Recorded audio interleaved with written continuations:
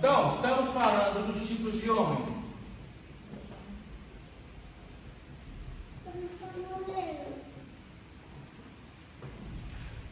O primeiro que falamos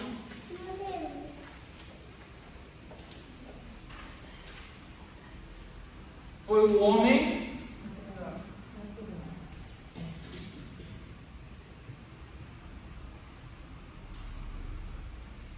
Então, o homem natural está lá em 1 Coríntios, capítulo 2.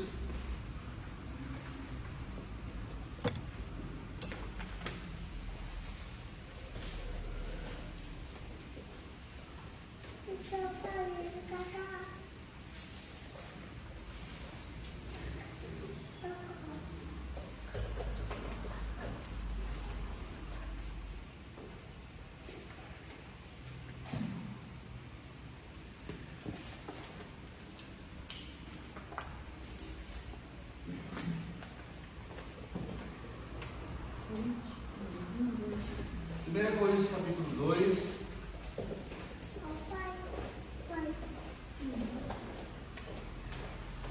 Pais e irmãos, vieram hoje aí participar da aula. Se quiser deixar aqui na salinha ali, vai estar lá para você. Fique à vontade. Aqui é direito. Aqui direito. Sai aqui a primeira parte direita. Ali já está lá. Ótimo. Fique à vontade, gente. Bom, 1 Coríntios, capítulo 2. Versículo 14. Aqui estava no nome. Ora, o homem natural não recebe as coisas do Espírito de Deus, porque eles são loucura, e não pode compreendê-las, porque elas se discernem espiritualmente. Então, o homem natural, como o próprio nome diz, é aquele no seu estado natural. Então, todo homem e mulher nascem como homens naturais. E quais são algumas das características do homem natural? Primeiro, ele nasce com o espírito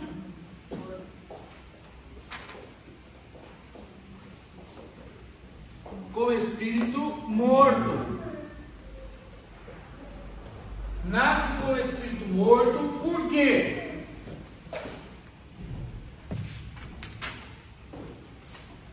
Um de cada vez. Por que nasce com o espírito morto? Porque não tem espírito Por causa, 1 Coríntios capítulo 2, versículo 14, foi isso? Foi. Não compreendo. Então, o homem natural nasce com o espírito morto por conta do juízo de Adão. Amém? Então, qual foi o juízo do pecado de Adão? No dia que dela comerdes, certamente morrereis.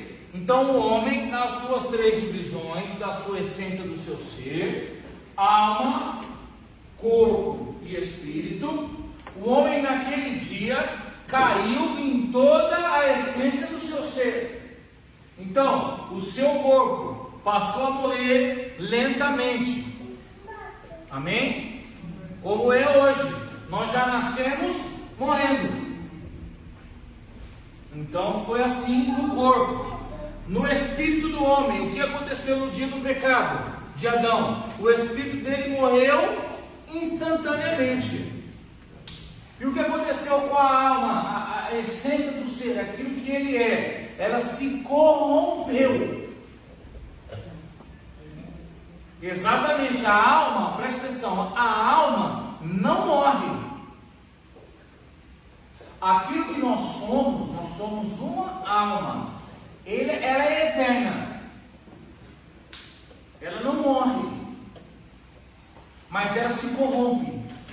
Então ela passa a um processo de degradação da alma, do caráter, da sua essência, começa a ficar cada vez mais distante de Deus. Então você vai ver logo, o homem cai no capítulo 3 de Gênesis. No capítulo 4 já há um assassinato. E aí por diante, a degradação do caráter, da essência do homem na alma, que é aquilo que nós somos uma alma vivente, começa a acontecer. Então, nesse estado caído, é que o homem começa a se reproduzir e ele passa o mesmo estado para os seus descendentes. Amém até aqui? Amém. Então ele nasce, o Caim e Abel nasceram com o espírito morto, nasceram com um corpo que também envelheceria e morreria, e nasceram com a sua alma num processo de degradação moral. Amém?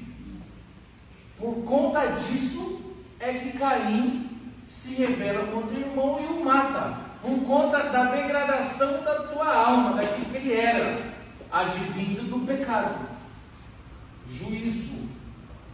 Amém? Então o que é preciso acontecer com esse homem? Esse homem precisa primeiro ter um novo nascimento no Espírito. O que é um novo nascimento no Espírito? Quando ele levanta a mão e recebe Jesus como Senhor e Salvador da tua existência. Jesus o Cristo é o Espírito vivificante e tem poder para fazer com que o espírito humano nasça novamente. Por isso que lá em João capítulo 3, Nicodemos vai dizer para Jesus, quando Jesus disse: o homem que não nascer de novo não pode ver o reino. Ou seja, aquele que não tem um novo nascimento no Espírito. Nicodemos não entende e fala para Jesus: como pode o homem, depois de velho, voltar ao ventre de sua mãe e nascer de novo? Ou seja, ele era um príncipe de uma sinagoga, ele era um pastor, ele era um homem respeitado, ele não entendia nada do que Jesus dizia. Porque Jesus dizia do novo nascimento no Espírito. Então a regeneração, a transformação do homem começa primeiro onde? No novo nascimento do Espírito. O homem precisa primeiro nascer de novo. Aonde? No Espírito. Por quê? Porque ele está com o Espírito. E o que acontece depois? A regeneração da sua alma, do seu caráter, aquilo que ele é. É por isso que é necessário haver uma transformação no intelecto. Romanos capítulo 12, abre aí.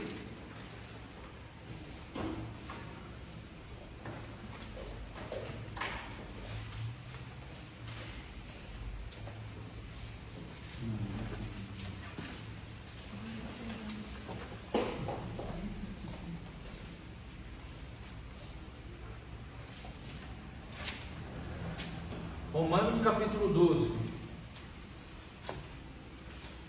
Mateus, Marcos, Lucas, João, Atos, Romanos.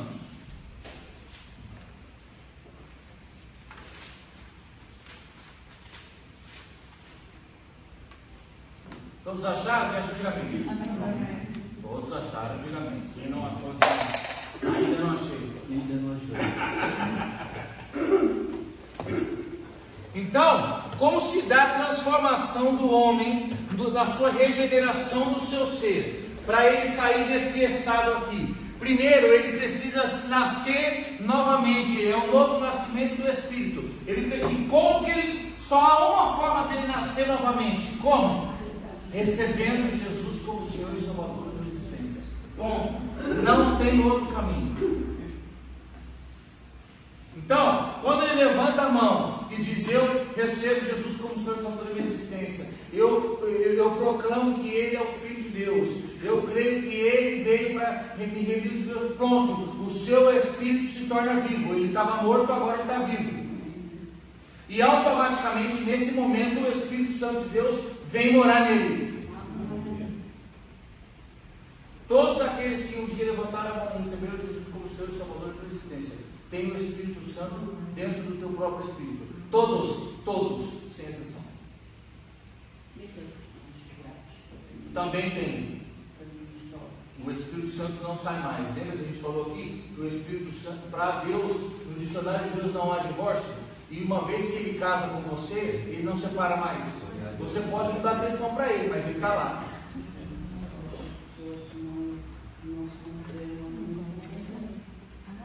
Então, o que acontece é o seguinte: uma pessoa que recebeu Jesus como Senhor e Salvador da sua existência tem o teu espírito vivo, amém? Só que essa pessoa é uma alma que possui um corpo físico, que é esse aqui, e que possui um corpo espiritual, que é para interagir com o mundo espiritual. O Espírito Santo está dentro do espírito dessa pessoa, só que ela é quem decide se ela alimenta a carne ou se ela alimenta o espírito. Se ela alimenta a sua carne, ela vai viver uma vida baseada nas concupiscências da carne e desejos da carne. Só que isso não anula o fato que o Espírito Santo está nela. Lembra que a gente falou na outra aula um pouquinho sobre os dons do Espírito? Todos os dons do Espírito estão dentro de cada um de vocês. Todos. Vocês possuem todos os dons. A diferença é, ele só vai manifestar em você quando você colocá-lo à prova. Então, todos aqui têm o dom da cura. Só que se você não vai no hospital orar pelos doentes, ele não vai se manifestar. Com a pessoa desviada é a mesma coisa. O Espírito Santo está ali. Ele tem todas as ferramentas para viver uma vida de bênção. Só que ele decide viver segundo a carne. É por isso que Deus, a Bíblia vai dizer que o Espírito Santo tem ciúme de nós. Por quê? Porque ele está dentro de nós. Ele está nos dando todas as ferramentas que precisamos. Só que nós não queremos. Nós preferimos as concupiscências da carne. Nós preferimos atender os desejos da carne. Então ele tem ciúme de nós. Ah, mas é um desviado. É um desviado. Por quê? O que é o pecado? O pecado nada mais é que o desequilíbrio dos instintos humanos. Ou seja, o que é o pecado? O pecado é quando você atende aos desejos da tua carne. Nada mais do que isso. Não consigo compreender? Quando você vive segundo o Espírito, você vive segundo aquilo que Deus quer que você viva. É por isso que o Espírito dele está em você, para te dar as ferramentas e te dar o direcionamento da tua vida. Só que quando você não escuta, automaticamente você vai viver segundo o direcionamento e os desejos da carne.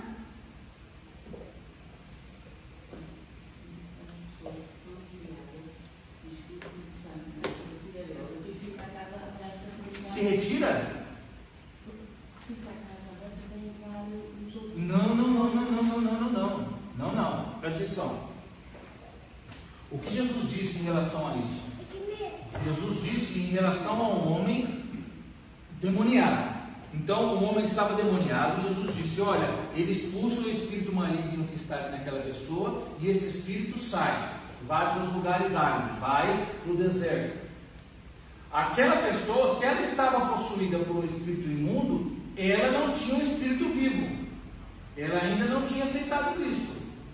Porque nós falamos aqui um pouquinho sobre os níveis de possessão, de dominação maligna. Um crente que já recebeu a Cristo como seu Senhor de existência não é possuído no teu espírito por um espírito maligno. Porque no espírito dele já habita um.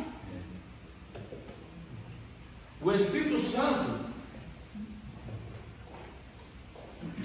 vamos imaginar, lembra que eu desenhei aqui? O teu espírito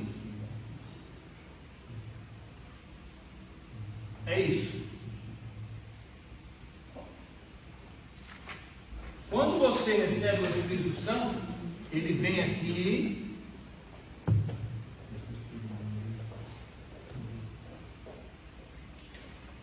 e completa o teu espírito, que é o espírito humano. Então o espírito humano, ele é incompleto por si só.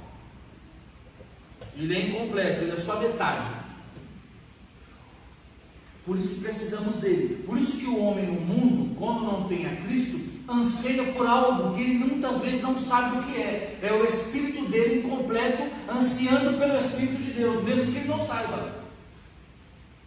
Lembra que nós falamos que o Espírito é responsável pela comunhão, pela volição e pela intuição. Então, intuitivamente, o Espírito dele anseia pelo Espírito de Deus, ele nem sabe. Porque o espírito dele, o espírito humano por si só é incompleto. Então, quando ele recebe a Cristo, e quando ele vem aqui, senta aqui, ouve a palavra, o Espírito Santo o convence do pecado, da justiça e do juízo, e ele decide levantar a mão, ele se levanta a mão, o Espírito Santo vem e completa o espírito dele. Então agora, aquele espírito é completo. Uma metade que é o espírito humano, e a outra metade que é o Espírito Santo, e vem e completa aquilo que faltava. Amém? Agora, um espírito imundo não pode entrar ali. Não pode possuí-lo. Por quê? O que o espírito imundo faz?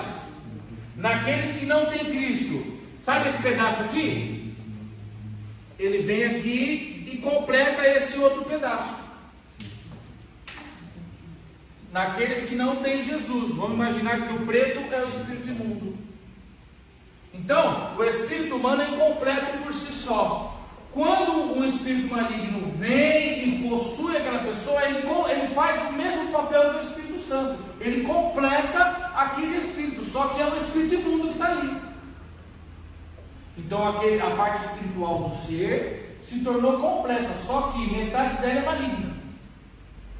E essa metade maligna vai fazer o quê? Vai começar a induzir a alma a fazer aquilo que ela quer. Adorar ídolos.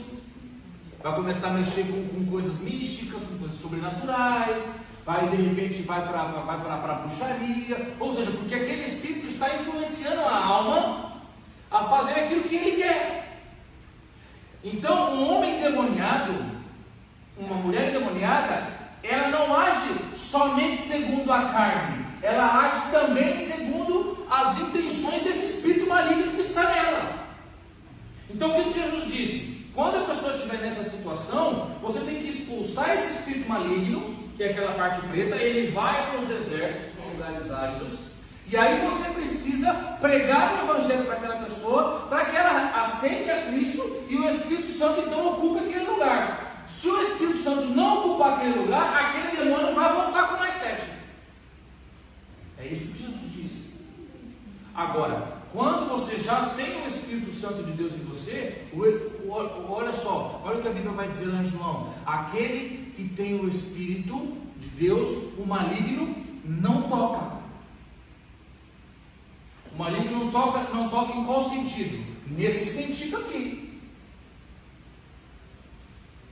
Aquele que tem o Espírito Santo de Deus, o maligno não toca. Não toca em qual sentido? Não pode possuir o teu Espírito, porque o Espírito de Deus já está nele. Ele pode, aí nós falamos dos 4 níveis de ação maligna: opressão,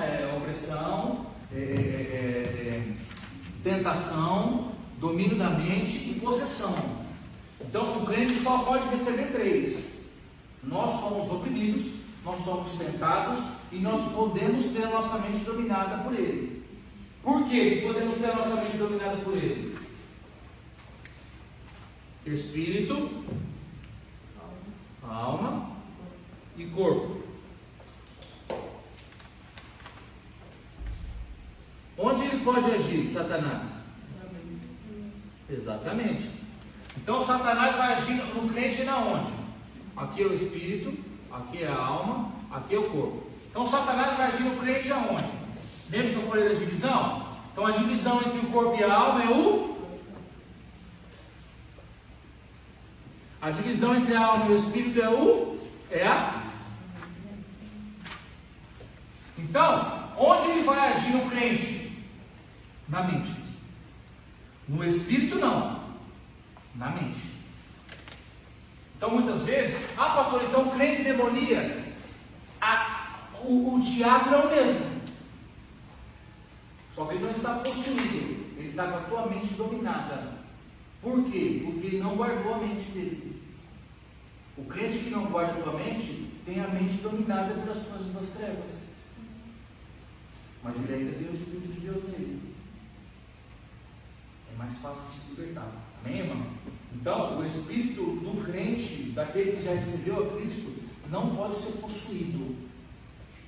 A mente pode. Amém? Até aqui? Amém.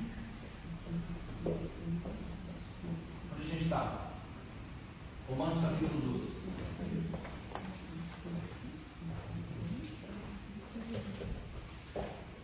porque eu tenho que fazer um trabalho dobrado agora, porque eu coloco na folha e o vento bate e tira.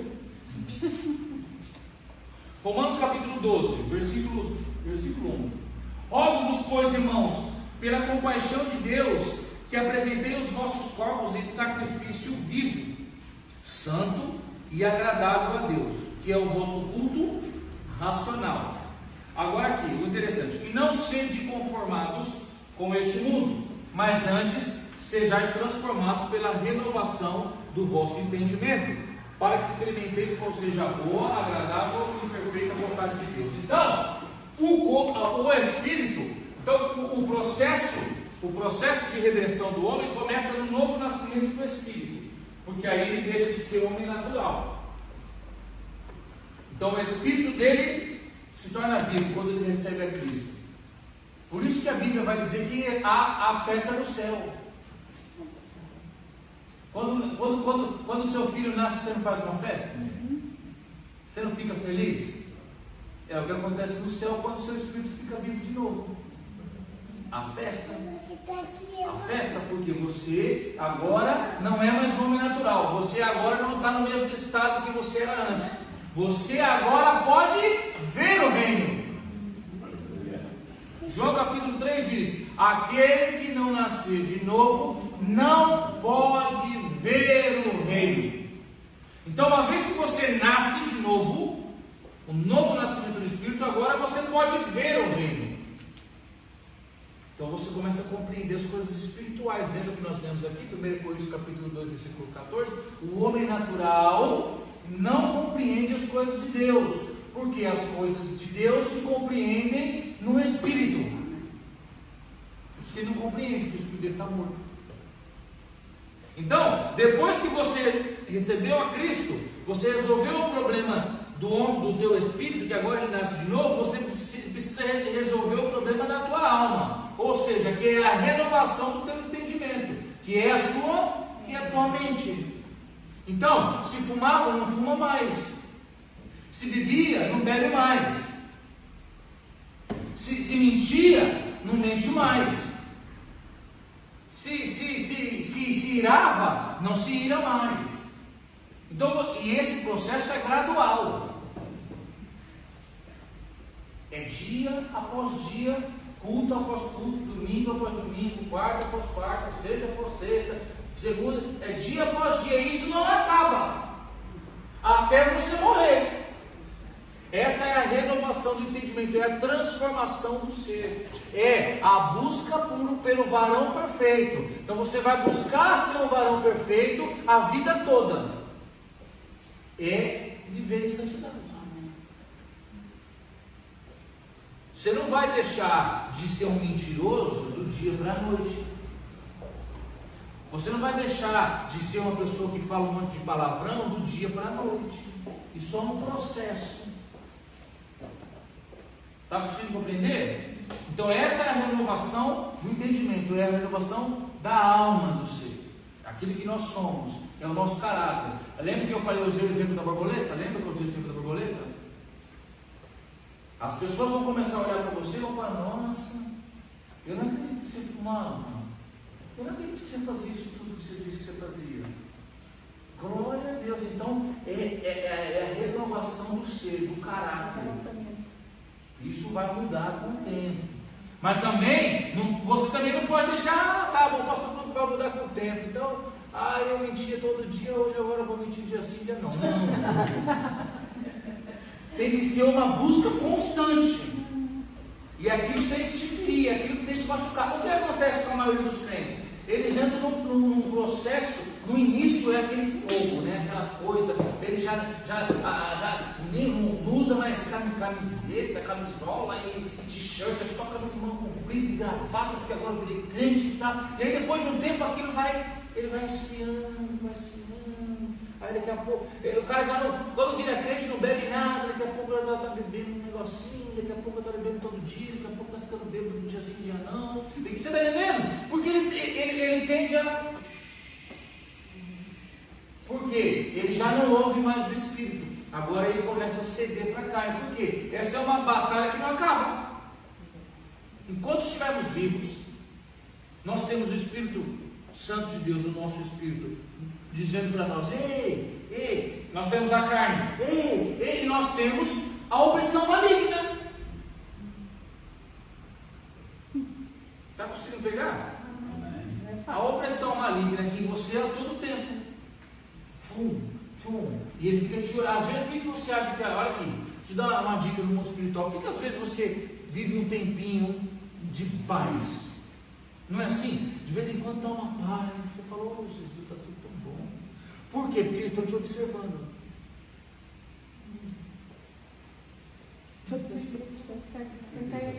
Não faz nada, ele não faz nada, está só olhando para ver onde é que você falha, onde é que ele pode te atacar. Você está dormindo e ele fica te olhando. Eu fico imaginando assim, quando a gente come aquela picanha assim, bem gostosa, eu imagino a cara dele, porque ele não sabe o que é aquilo. Ele vê você assim, ele olha assim e deve falar: que sensação é essa? Você sabia que tanto os anjos de Deus quanto os anjos de Satanás, eles nos admiram? Eles nos admiram, porque eles não conseguem compreender como que nós podemos crer sem ver. Quando você vai lá e põe o joelho no chão e começa a orar, no meio da noite, ele está te olhando assim, ele fala: como que pode? Ele nunca me viu, nunca viu nada disso, e ele acredita tanto. Eles não entendem. Agora imagina você comer uma bela de uma picanha com uma Coca-Cola gelada, assim, bem delícia. A picanha você come com Coca-Cola. Leitão, por exemplo. O que é ter picanha? Guaraná é bom também. Guaraná. Adoro Guaraná, mas tem que ser um Antártico. Se for o Guaraná Antártico, tem aquele Guaraná Brasil que é do Brasil, aqui lá não. Aqui, então, ele fica te olhando, ele te olha. Por quê? Querido, presta atenção. Ele não vai vir em você com bebida, ele não vai te oferecer fumo se você não liga para isso. Então ele fica, para te oprimir, ele primeiro precisa te conhecer. Porque olha aqui, presta atenção, eles não são onipresentes. Então, eles trocam. Então, quando está o demônio X lá te cercando, se acontece alguma coisa e ele é expulso, ou ele tem que sair de lá, e, enfim, troca de comando. Então vem outro, e aquele outro não sabe nada sobre a tua vida. Ou se sabe, recebeu informações de relatórios de outros demônios, então ele vai ter que passar por um período de adaptação na tua vida. Porque ele fala: peraí, eu vou oferecer o que para esse cidadão aqui? Eu vou oprimir ele como? Então ele precisa te conhecer. É esse momento que você fica em paz. É assim. Aí aquela paz, você fala: ó, está dando tudo certo, olha só que bênção, a vida está bem, está tudo correndo bem. Deus está prometendo, está nada, tem um demônio te olhando. É que ele não sabe ainda o que te oferecer. Porque ele não vai perder tempo. A gente que acha que eles perdem tempo, a gente que acha que eles agem de qualquer forma. Estou passando por aquilo, está passando um crente ali, deixa eu oprimir ele. Não é assim. É assim. Eles são organizados como um exército. Eles são organizados, prestam relatórios. Lembra que eu falei na semana passada, retrasada, das 7 cabeças da besta? Todos os dominadores e os hostes da maldade prestam relatórios para esses principados. E são mais organizados que o Muito. Olha aqui, existe um dominador que cuida só de mirada do corpo. Então tem um dominador que cuida. Não queria estragar ainda.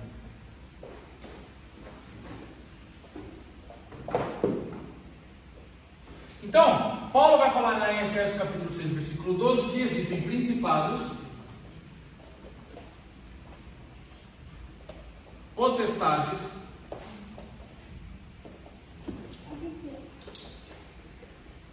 são principados e potestades,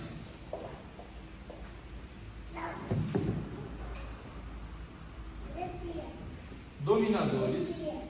Oh Jesus, agora que não vai escrever mais, né, irmãos?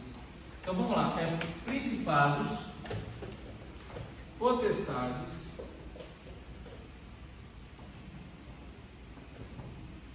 dominadores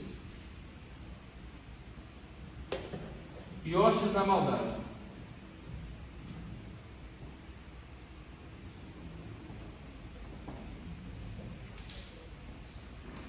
Efésios, capítulo 6, versículo 12. Então, esses principados aqui são aqueles que estão no topo. Ah, e aí quem vem aqui é óbvio.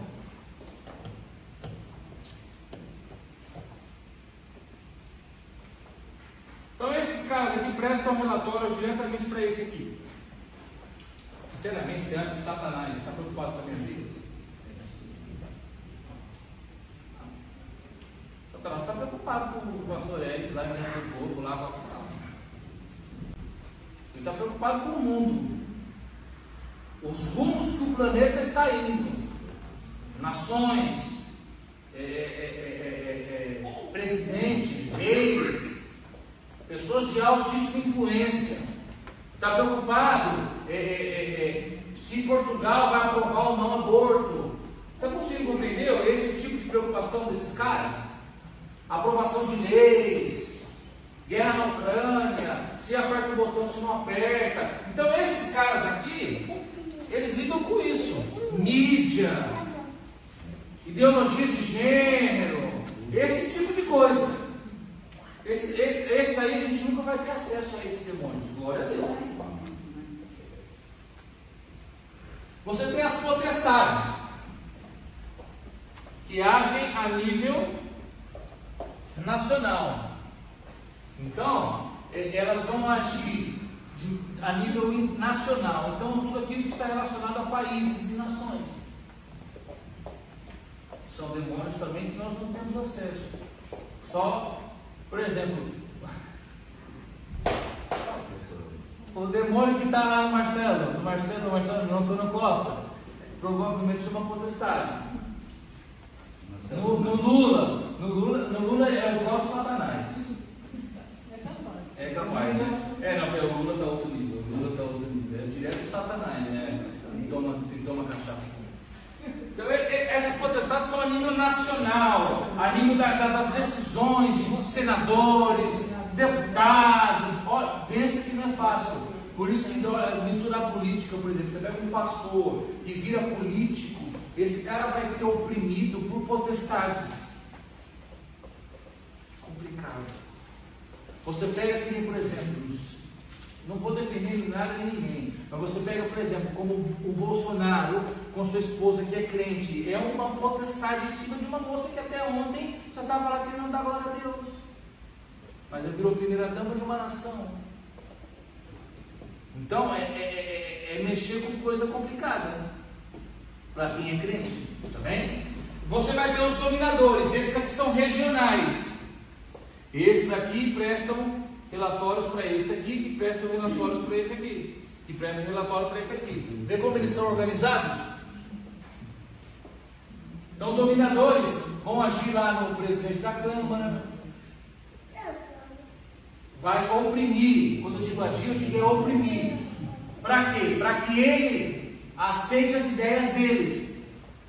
Porque não é do nada que esses homens decidem aprovar aborto. Eu estava vendo uma coisa, nós estávamos conversando esses dias no almoço, eu fiquei chocado. Que na Holanda, o suicídio, a eutanásia, é algo deliberado. Então, por exemplo, eu decidi que eu quero morrer, então eu posso ir lá, preencho o formulário, marco o dia, e eles aplicam a injeção em mim e eu morro. Agora, quem é que levou essa ideia, plantou essa ideia na mente das pessoas? Consegue compreender?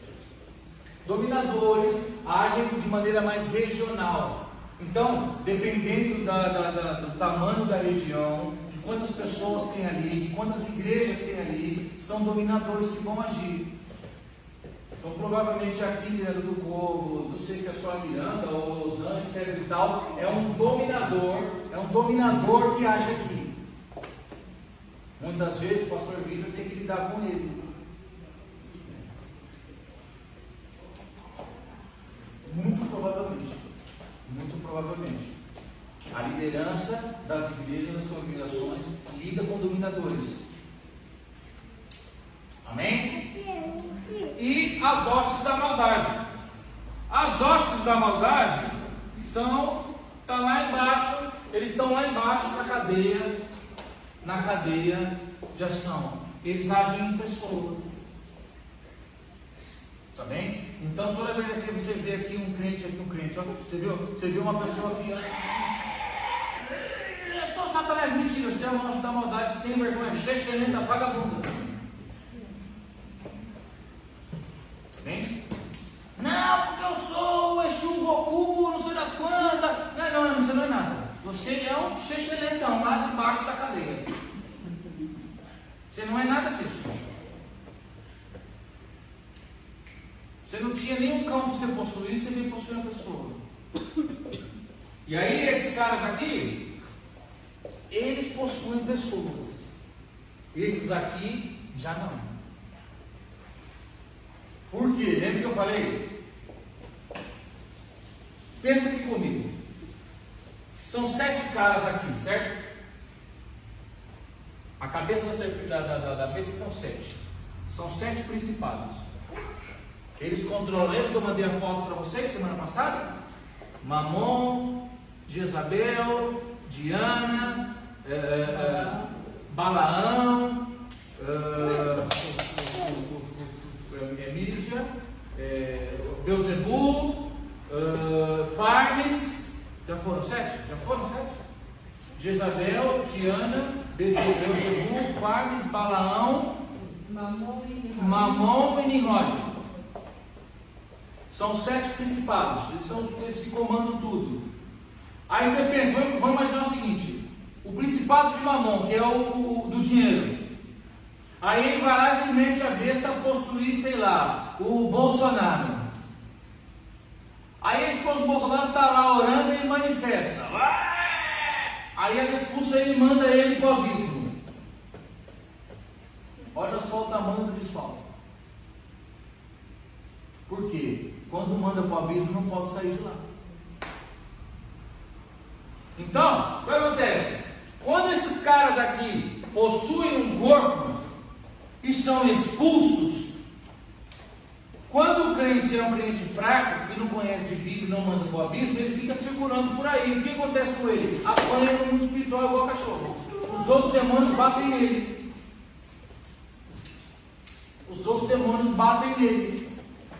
Por quê? Você correu o risco de ser lançado no abismo e desfocar o nosso exército. Você consegue compreender? Então esses espíritos que possuem pessoas, eles são a ralé. É tudo espírito vagabundo, xixilento. Por isso que nós, quando expulsamos, temos que mandá-los para o abismo, porque nós desfalcamos o exército das trevas. Ah, pastor, de onde você tirou isso? Lembra que Jesus disse quando encontrou com Nazareno, com o Gadareno? O Gadareno disse o que? O espírito maligno que estava no Gadareno disse o que para Jesus? Não nos mande para o abismo. Eles morrem de medo do abismo. Porque lá no abismo está cheio dos demônios. Lá no abismo, vamos colocar aqui o abismo. Aqui é um poço, o abismo é um poço. Se conhece como Tártaro.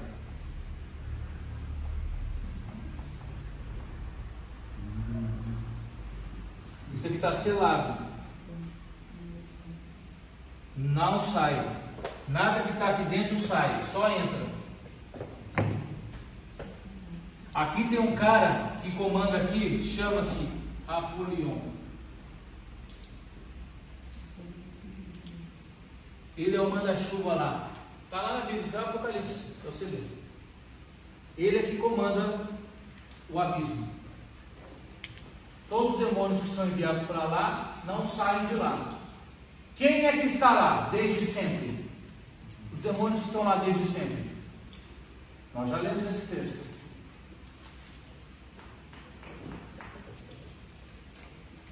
Se eu tivesse feito a prova.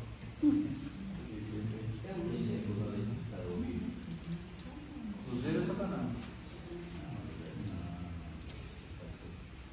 Os espíritos malignos do Gênesis. Lembra? Abre aí Judas.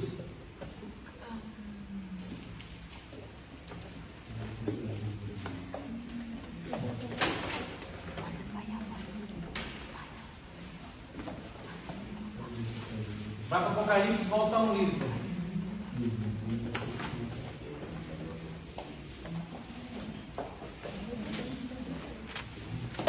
Vai para o Apocalipse, do Apocalipse você volta um livro para trás, é Judas.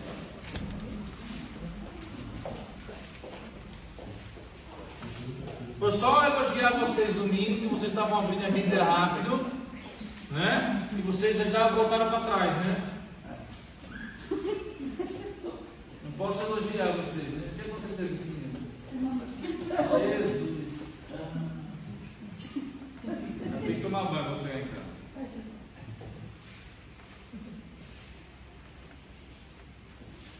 Todos acharam Judas?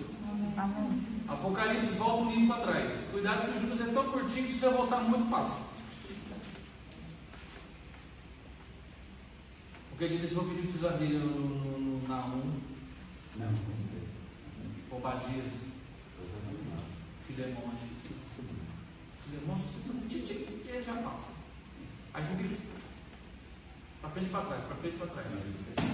Judas, ele é curtinho. Apocalipse, irmão. No último livro da Bíblia, volta um bocadinho. No capítulo 1 de Apocalipse, você volta uma folha assim para trás.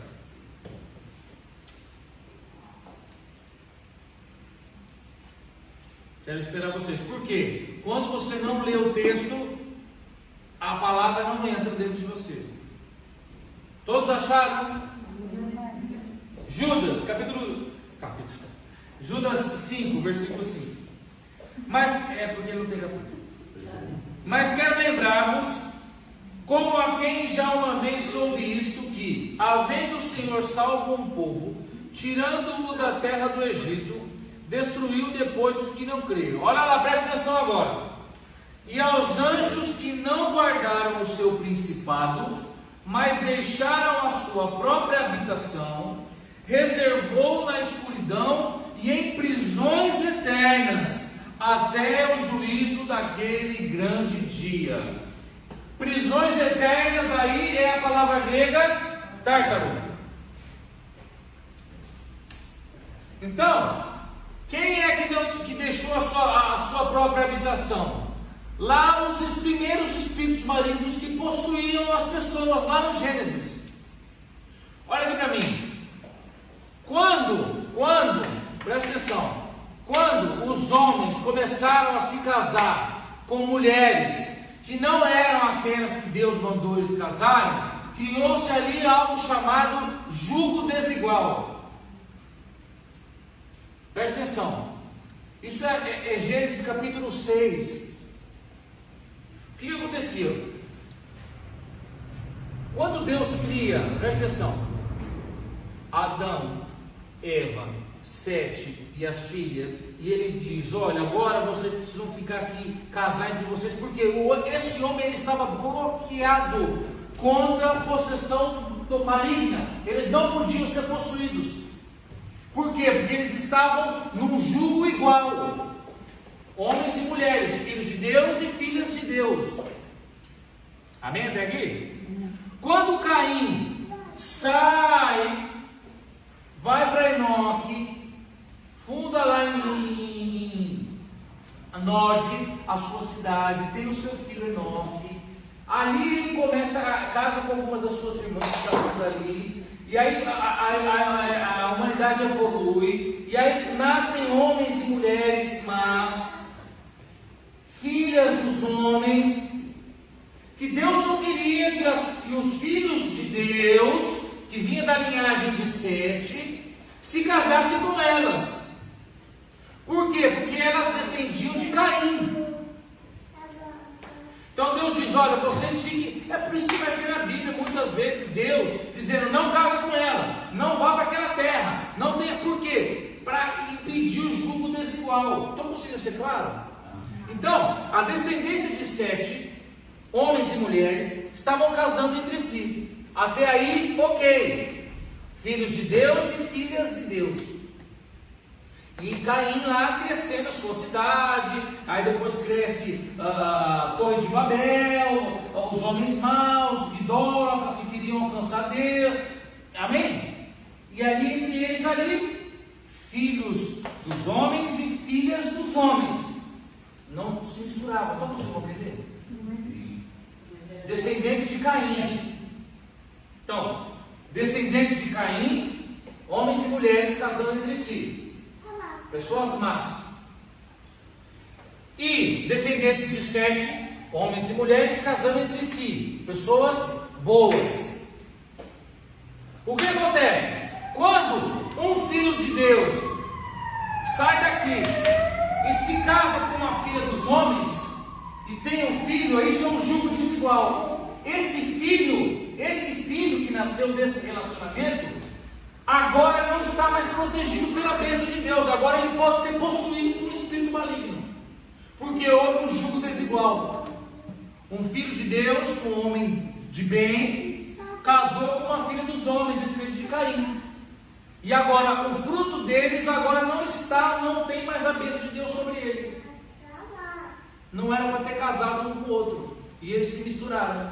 Quando eles se misturam pela primeira vez, então, esses filhos, a descendência, o fruto desse relacionamento, agora pode ser possuído. É disso que Judas está falando aí no texto que nós lemos. Os principados que deixaram a sua habitação. Qual que é a habitação deles? O segundo céu, os lugares celestiais. Eles deixaram a habitação deles e possuíram na terra esses homens. Desses homens possuídos, que nasceram os grandes homens que nós vemos lá em Gênesis a partir do capítulo 6. Homens fortes, com sobrenatural. Por quê? Eram homens possessos. Está conseguindo compreender? Da descendência da linhagem, da mistura da linhagem de Caim com Sete. Deus falou que não era para misturar, mas eles misturaram. Então os demônios começaram a possuir homens e mulheres. Isso tudo que eu estou dizendo é antes do dilúvio. Quando acontece o dilúvio, todos esses homens e mulheres, todo esse jugo, por que Deus fez o dilúvio? Para acabar com o jugo desigual que assolava a terra. Então quando morre todo mundo ali, todos esses demônios são lançados aqui.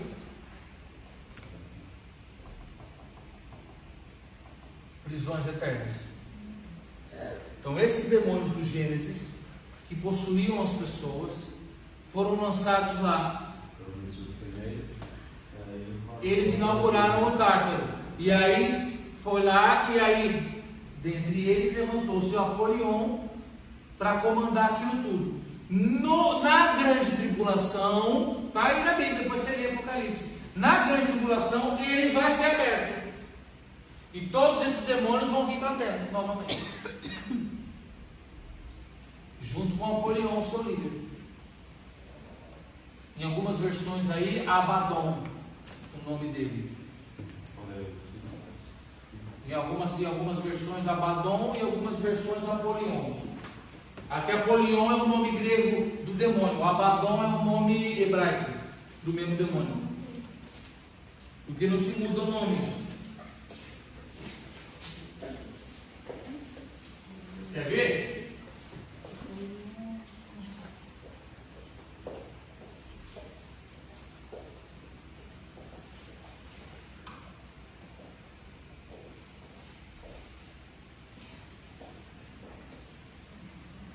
Apocalipse capítulo 9.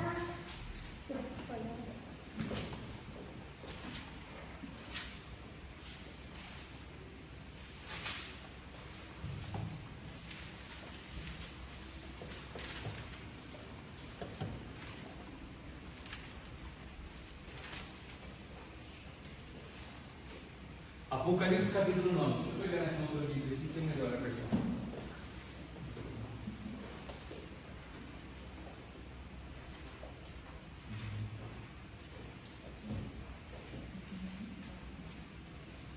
Olha onde a gente foi parar. Quem é que então que perguntou sobre isso? Não sei. Por que eu estou falando isso então? Falaram dos caras do...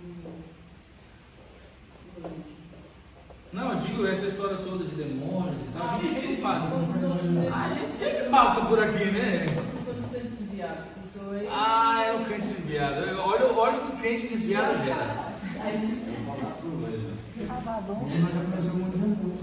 É. Aqui. Todos acharam Apocalipse capítulo 9? O quinto anjo tocou a trombeta. Vi então uma estrela que do céu caía sobre a terra, e foi-lhe dada a chave do poço. É tipo um poço, né? Agora você acredita em mim. Eu conto essas histórias e você faz, esse pastor está viajando na mente. É um poço, é um poço. E abriu o poço do abismo, e subiu fumaça do poço, como uma fumaça vinda de uma grande fornalha. E aquela fumaça fez escurecer o sol e o mar. Olha só o que tem lá no abismo. Olha o tamanho da fumaça. Da fumaça saíam gafanhotos que se espalharam pela terra, e foi-lhes dada a mesma capacidade dos escorpiões da terra.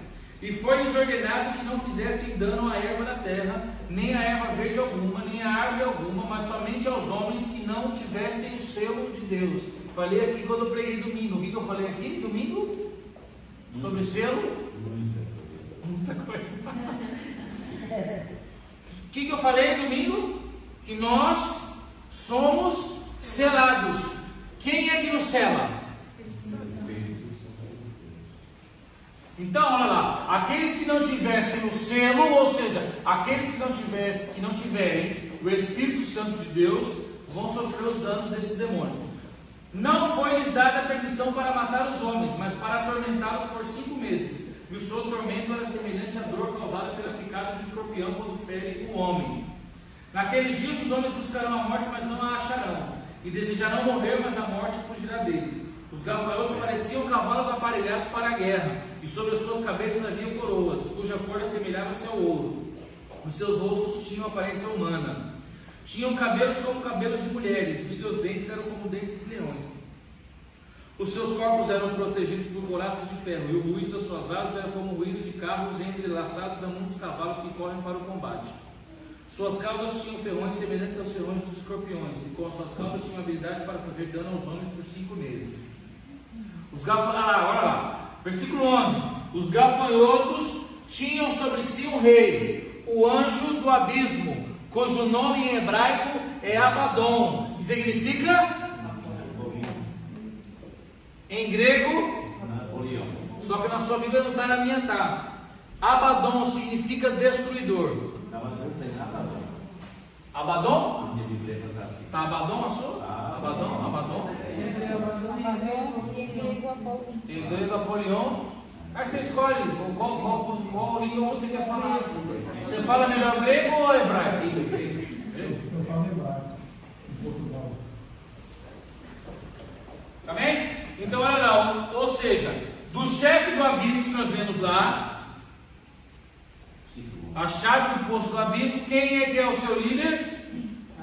Apolion.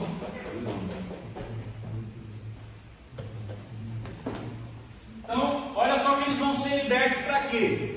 Para causar dano aos homens. Por que eu sei que são demônios? Lembra que eu falei lá em Joel capítulo 1? Lembra que nós lemos Joel capítulo 1? Porque a locusta comeu o gafanhoto, deixou o gafanhoto, comeu o furão, né? São demônios. Tá bem?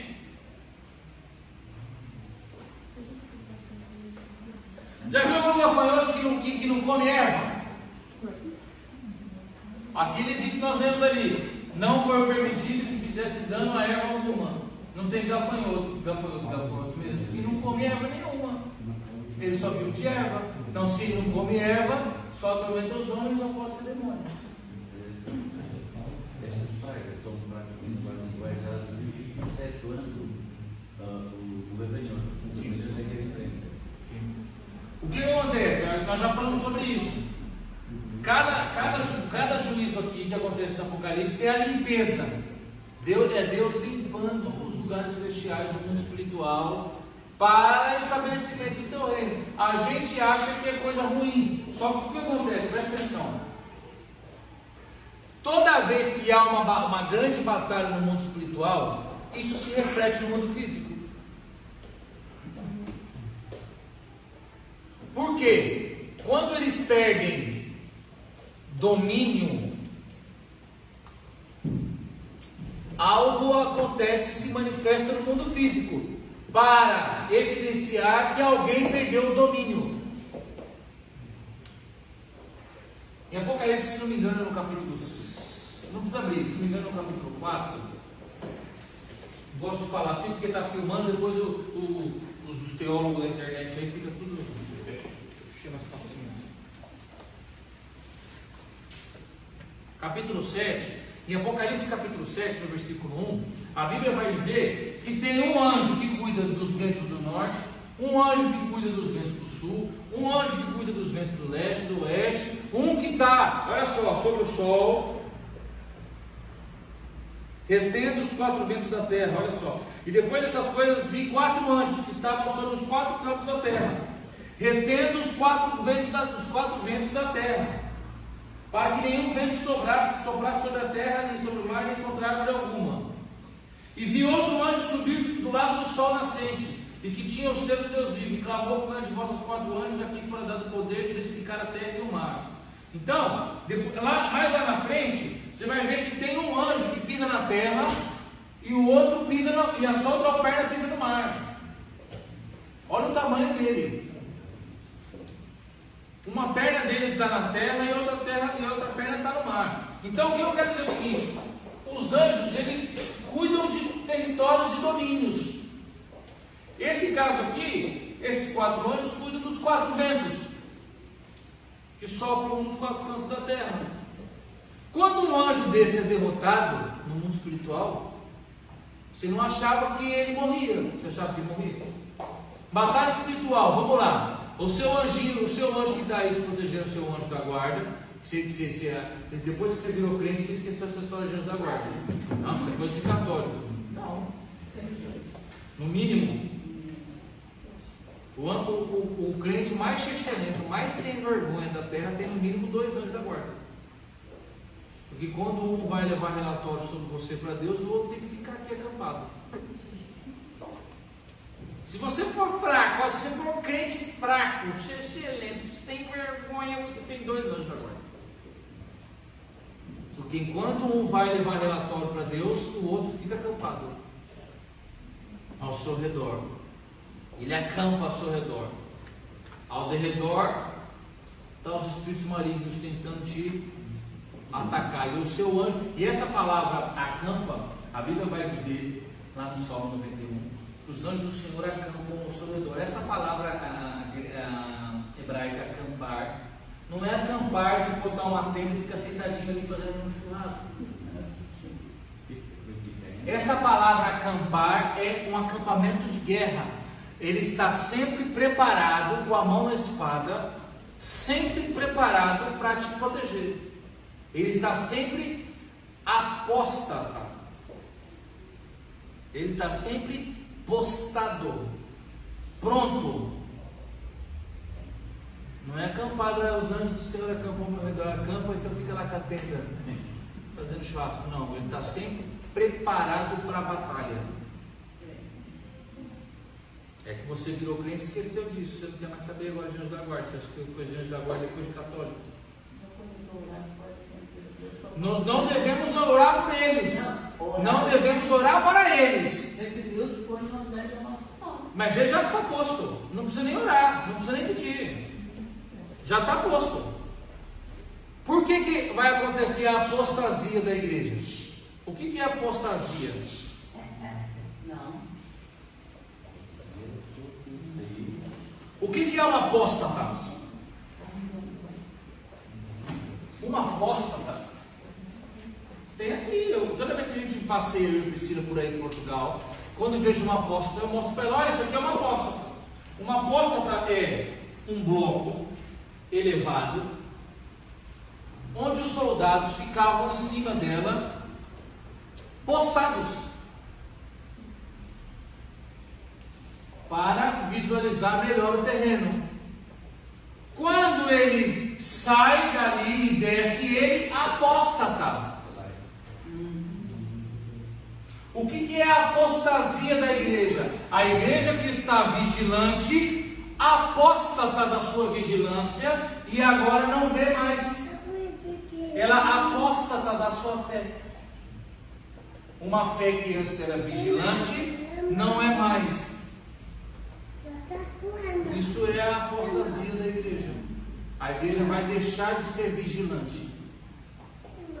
Qualquer semelhança com a realidade é pura coincidência. Vai apostatar da fé, vai apostatar da palavra de Deus, vai apostatar do primeiro amor, vai apostatar de tudo aquilo pelo qual ela foi fundamentada.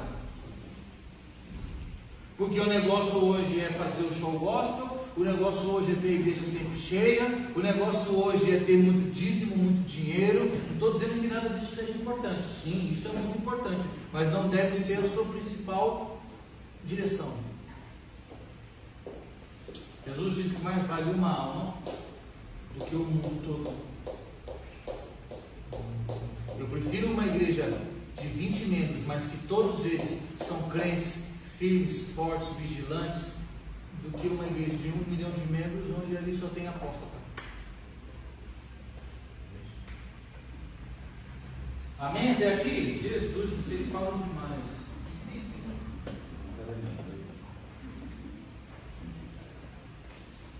Amém? Aí, então as trevas eles agem assim, organizados.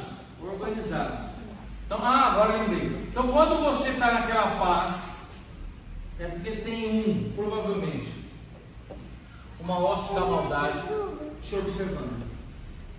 E fica tranquilo, logo ele vem com opressão. Assim que ele descobrir onde ele pode. Por quê? Eu não sei qual que é a sua fraqueza. A minha fraqueza não pode não ser a sua, que pode não ser a sua, que pode não ser a sua, que pode não ser a sua. Como eles não são onipresentes, eles não sabem. Então, por exemplo, tinha um espírito lá oprimindo o irmão Guilherme. Por algum acaso ele foi deslocado, saiu dali e foi lá para outro batalhão. Veio outro. Esse outro não sabe, não conhece o irmão Guilherme, não sabe onde atacar o irmão Guilherme. Então o que ele vai fazer? Ele vai ficar ali observando. Vai tentar entender o irmão Guilherme. Onde pode atacar para poder sair vitorioso. Amém? Então ele anda ao derredor. Por isso que a Bíblia vai dizer que ele anda ao derredor, que ele como leão. Você já viu? Eu adoro o History Channel, e Discovery Channel, e o Wild, enfim. Você já viu o leão como ele fica? Quando ele vai, ele fica de olho, e fica em volta. Aí está lá o servozinho tomando uma aguinha assim, né? Aí ele levanta assim. É você. Aí vai tomar água e ele está lá chorando porque ele está entendendo por onde que ele vai te atacar. Você fica aí marcando bobeira, não levanta para orar de noite. Dorme igual um abençoado dele.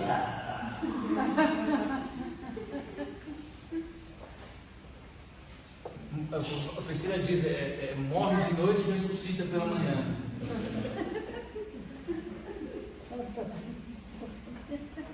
É a hora que ele está chorando. Aí você levanta para orar, e vai orar lá e repreende ele, fala: sai daqui. Em nome de Jesus, que é a hora que ele... A gente fala sobre isso outra vez. Está respondido, pergunta.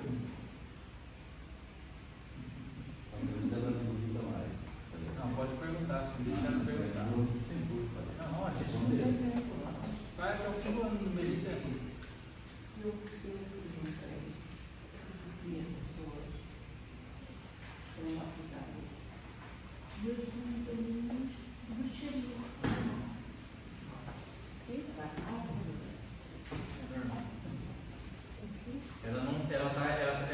Ela pode estar num estágio de domínio da mente, mas ela não está possuída. É isso.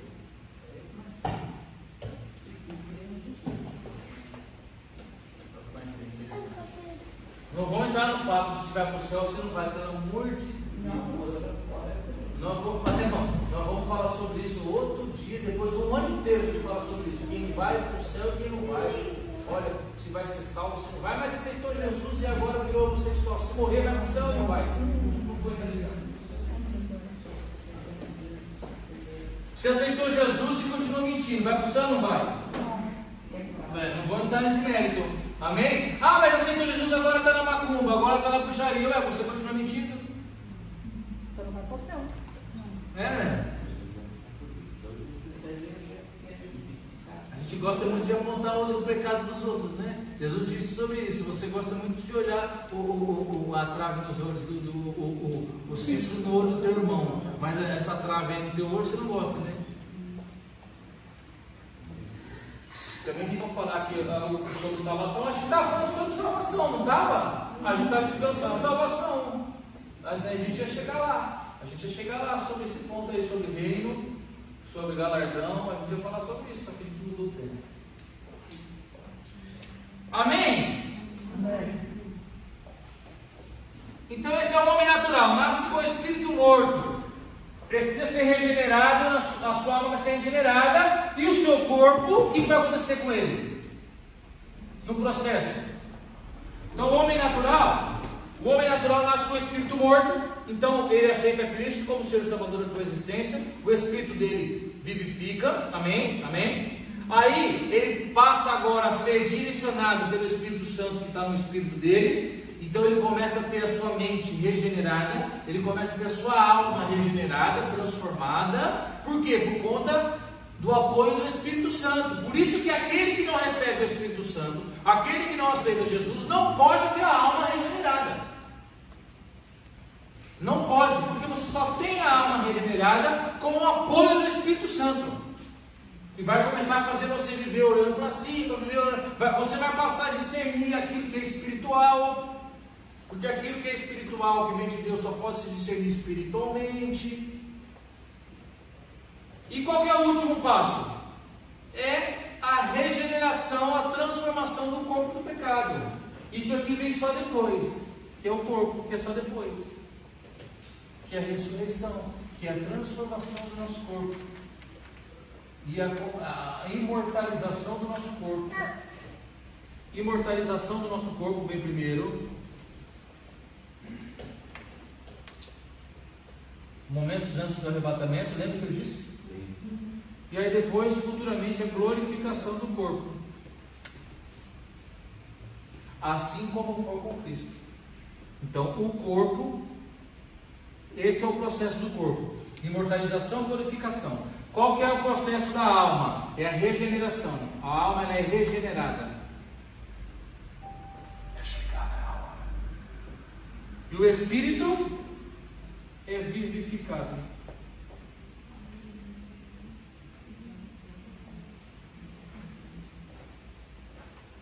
Isso aconteceu com você.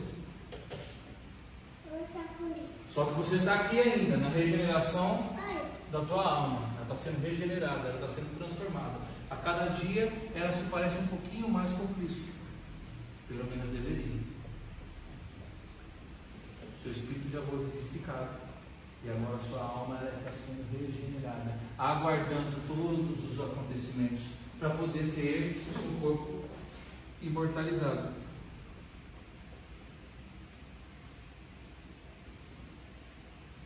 Seu corpo vai ser imortalizado primeiro.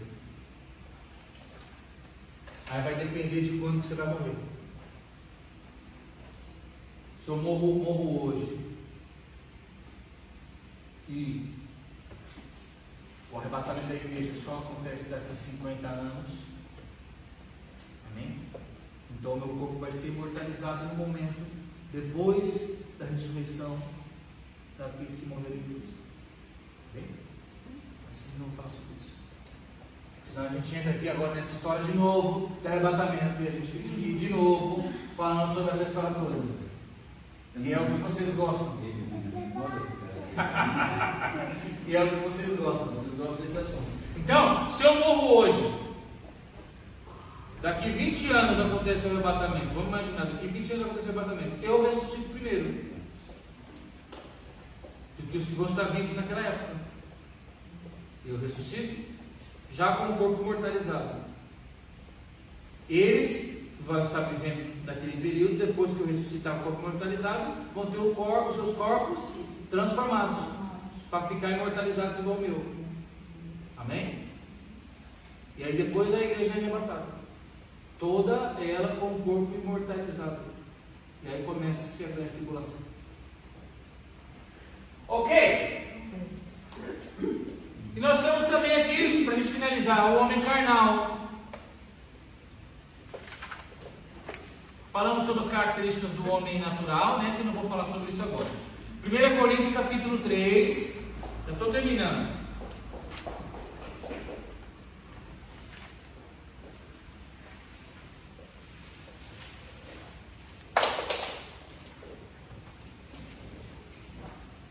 Alguma dúvida? Parece que não, né?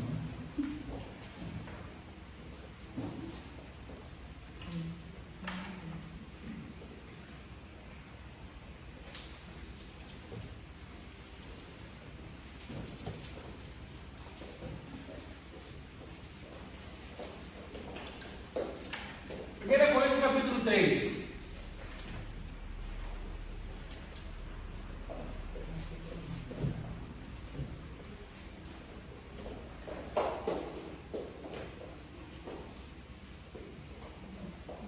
E eu, irmãos, não vos pude falar como espirituais, mas como carnais, como meninos em Cristo. Com leite vos criei, e não com carne, porque ainda não podíeis, nem tampouco ainda agora podeis.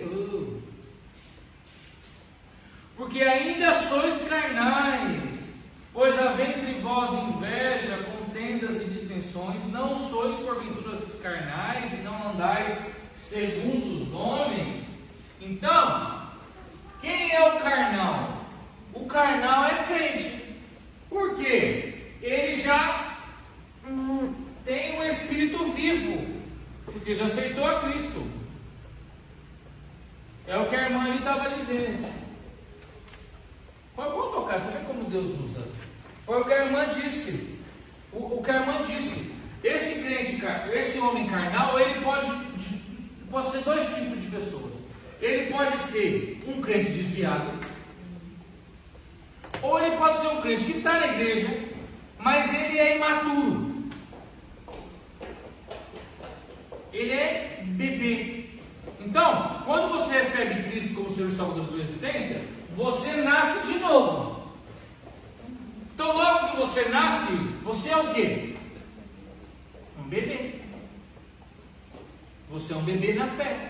Você é um espírito, o seu espírito é vivo. Então, tudo que é de Deus para você é novo. Então, você é um espírito novo. Então, você é imaturo. O problema é que isso aqui, homem carnal, é 70% da igreja. Ou porque é imaturo, porque é novo convertido, ou é imaturo porque decidiu não crescer. 10 anos de crente é imaturo, é carnal. 20 anos de crente é imaturo, carnal. Não fala Jesus para ninguém, se esconde, senta aqui no banco dele. Gente, já falei para vocês, 1 ano de igreja já vai estar fazendo alguma coisa, no mínimo. Alguma coisa vai estar fazendo. 1 ano já é para estar fazendo, já é para estar caminhando. Crianças com 1 ano já caminham. Você tem 1 ano de crente e não caminha sozinho na lei, se você tem 1 ano de crente e não caminha, tem algum problema. Se você tem 3 anos de crente e não fala, tem algum problema. 10 anos, já está fazendo tudo sozinho. Então esses são os carnais. Eles têm espírito vivo, mas eles são imaturos. Ou são os desviados. Olha o que ele disse. Versículo 3, o vizinho: não andais segundo os homens. Quais homens? O homem natural, ele anda segundo o quê? Segundo a carne, porque ele só conhece a carne, porque o espírito está morto.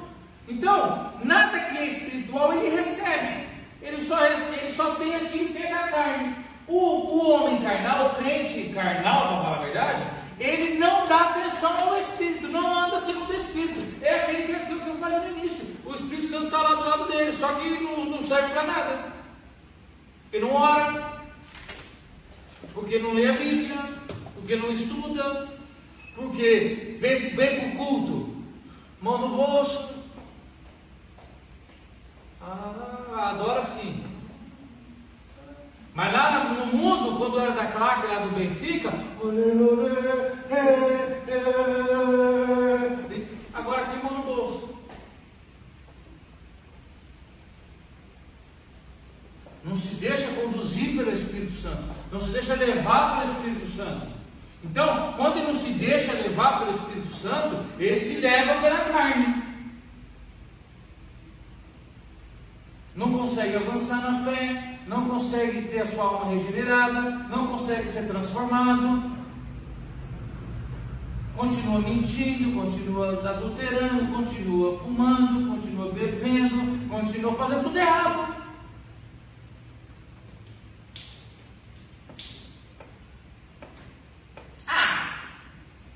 Pastor, nem é tanto assim, vai, nada a ver.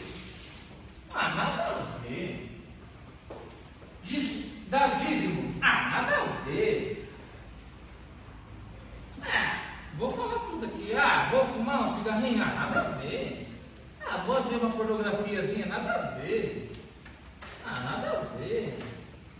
Vou chapar o corpo que fica doido de bebida? Nada a ver. Nada a ver. Sabe o que vai acontecer com esse cliente? Ele nada vai ver mesmo. Perde tempo. Perde tempo na igreja. Sabe porque Deus me perdoe, mas vá para casa, não vem para cá não. Está perdendo tempo.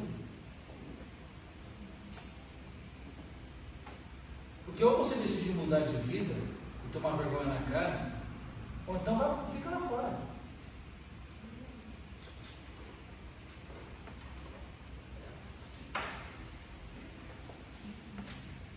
Tem um desses aqui que prega, tem uns desses aqui que cantam na igreja, tem uns desses aqui que cuidam da escola dominical, tem um desses aqui que até trabalha na igreja.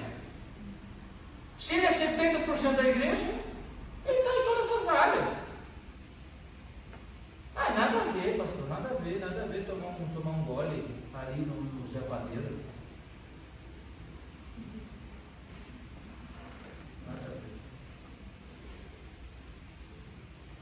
Esse aqui é um problema sério. Melhor fosse esse aqui,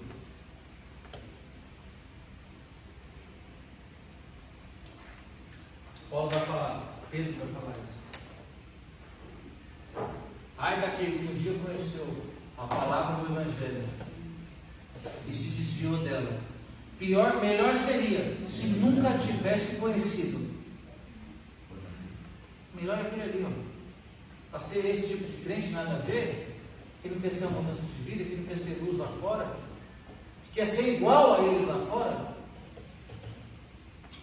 E a gente já falou aqui, muitas coisas que a igreja faz para poder ficar igualzinho no mundo, por quê? Porque não quer se desfazer das coisas que fazia lá no mundo. Porque não quer ter uma mudança de vida. Porque não quer ser luz lá fora. Não quer perder os amigos. Amigo que vai te levar para o inferno, vai lá com eles. Pensa que as coisas de Deus é brincadeira. Sabe o que vai acontecer? Eu, quando eu voltei para os caminhos do Senhor, eu passei durante muito tempo orando por umas questões e expulsando demônios mesmo.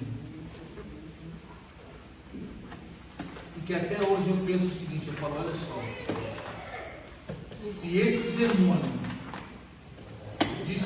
se eu vacilar na minha caminhada, e esse demônio tudo decidir me pegar, ó, Deus me livre. Quando eu li esse texto, que eu compreendi esse texto de Pedro, eu falei, meu Deus, que eu nunca saia dos caminhos do Senhor. Né? Porque eu vou te falar, eu não creio em retaliação. Aqui a retaliada chama de retaliação, né? A retaliação é sempre do mais forte para o mais fraco. Quem é que retalia? O mais forte. Os demônios nunca vão nos retaliar, porque eles não são mais fortes que nós. Só que eu creio o seguinte, que eles se juntam para dar o troco. Então, homens carnais, crentes carnais, olha, eles sofrem. A hora que o diabo decide pegar eles sofrem. Então, se um dia você aceitou Jesus, se um dia você decidiu se entregar para Ele, olha, não volte atrás. Porque o dia que Ele te pegar, vai por mim, a pancada vai ser forte. Porque eles te odeiam. Olha aqui para mim, os demônios te odeiam. Eles te odeiam. E eles não te odeiam porque eles são maus. Eles te odeiam porque Deus colocou esse sentimento neles. Lá em Gênesis capítulo 3 vai ver: e porém inimizade entre a sua semente e a vossa semente. Ou seja, Deus